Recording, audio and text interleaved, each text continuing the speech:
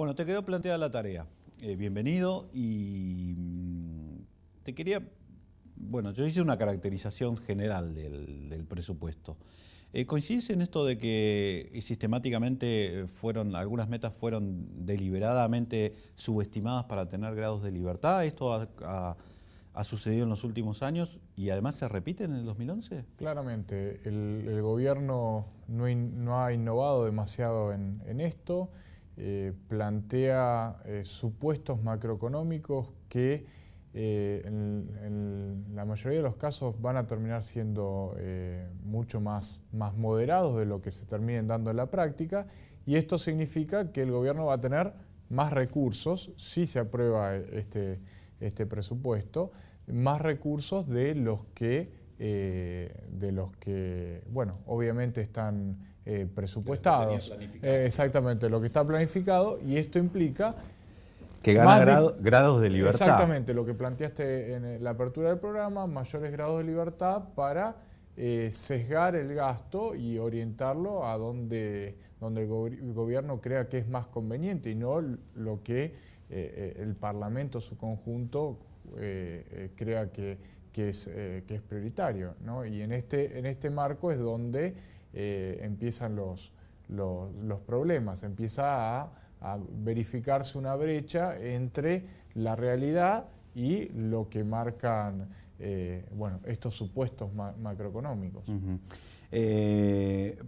Para ser lo más gráfico posible, ¿en qué puntos, a partir del diagnóstico de ustedes, tenés coincidencias en cuáles crees que va a haber diferencias respecto de la ruta que plantea el presupuesto? Bueno, el presupuesto plantea un crecimiento, como señalaste vos, de 4,3%, un crecimiento de la actividad económica que es...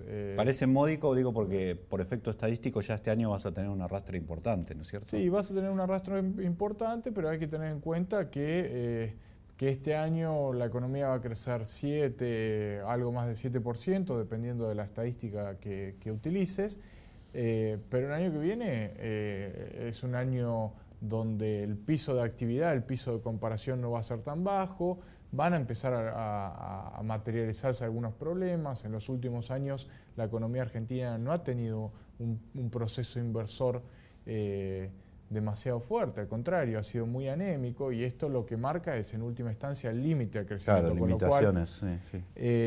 La energética es una, por ejemplo, la vivimos este año y la vamos a volver a enfrentar el año que viene. Exactamente, la energética es una, pero hay otras. También lo vivimos al principio de año con el caso de la carne, ¿no? El stock ganadero se ha deteriorado muchísimo en los últimos años, y lo que tuvimos al principio de año es una muestra de qué es lo que pasa cuando no se invierte. Los precios han subido en algunos cortes hasta 80%, y el consumo de carne del argentino promedio pasó de 75 kilogramos por año a 50. ¿No? El ajuste se dio por precio y por cantidad. Acá hicimos un programa sobre esto porque yo le preguntaba al televidente, ¿quién crees que dejó de comer carne?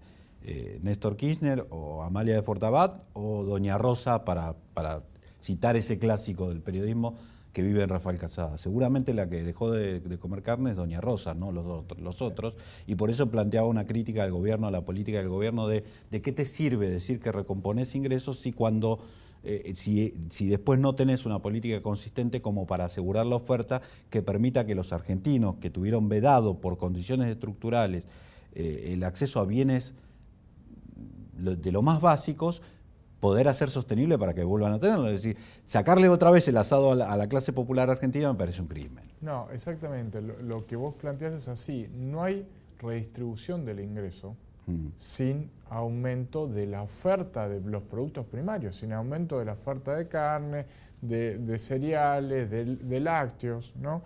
Eso es verdaderamente la mejora en el poder adquisitivo, es lo que hace al crecimiento. De otra forma no se podría explicar que todavía haya 30% de la población en situación de pobreza luego de tantos años de crecimiento. O que hayamos tenido que hacer un plan social tan tan integrador como el de la asignación universal por hijo, 6 años después de haber crecido a tasas chinas. Exactamente, y con números que todavía son, digamos, muy elevados, porque que haya casi 5 millones de indigentes todavía en la Argentina es un dato preocupante, ¿no?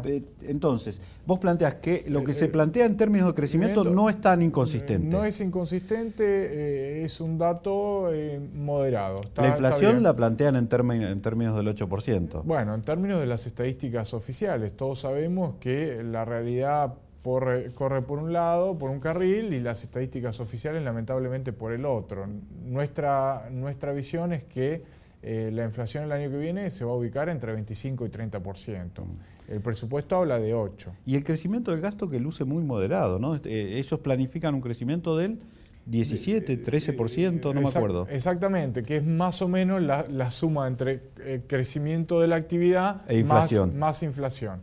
El problema es que el crecimiento de los precios de la inflación es mucho mayor. Va a ser el triple de lo que figura en el presupuesto, lamentablemente, ¿no? Con lo cual eso genera un colchón de gasto muy importante. Además sabemos que en los años con elecciones, aún en años donde el kirchnerismo tenía un contexto político mucho más favorable, el gasto como porcentaje del PBI aumentó 1,5% en cada año de elecciones. Pasó 2005, 2007. En 2005 no fue tan marcado, sí lo fue en 2007 y sí lo fue en 2009. En 2009, ¿no? Entonces, previo a las elecciones en las que salió electa... O sea que la experiencia desmiente esta posibilidad de que el gasto se ejecute de esa manera. La experiencia, la lectura del sesgo de política económica del gobierno hace que le podamos poner un grado muy elevado de probabilidad a este escenario donde el gobierno el año que viene va a volcar muchos recursos a la economía. Rodrigo, en el próximo bloque vamos a tratar de explicarle a la gente por qué es importante tener en cuenta estos datos que están en el presupuesto, más allá de juzgar si son los correctos o los que se van a verificar. Bueno, vos me decías fuera de aire, el Estado hoy consolidado como un todo, la nación y las provincias son 1/3 de la economía, digamos, casi 1/3 de la economía. Casi 1/3 de la economía. Con lo cual estamos hablando de uno de los jugadores individualmente más importantes. Más importante. Así se plantean hipótesis de dólar, hipótesis de, bueno, hablábamos del nivel de gasto. Te voy a preguntar si el nivel de gasto si esto es compatible con lo que van a ejecutar, sino si gastamos bien, digamos, si el Estado está invirtiendo bien. Y la cuestión cambiaria, porque ya sabemos que ha elegido, la experiencia la estamos viendo estos días, el gobierno ha elegido como ancla antiinflacionaria mantener el dólar bajo para evitar la indexación, además por tipo de cambio, y por lo que aparecen en los números del presupuesto que mandó, el año que viene va a insistir con esa estrategia. Pero eso en el próximo bloque.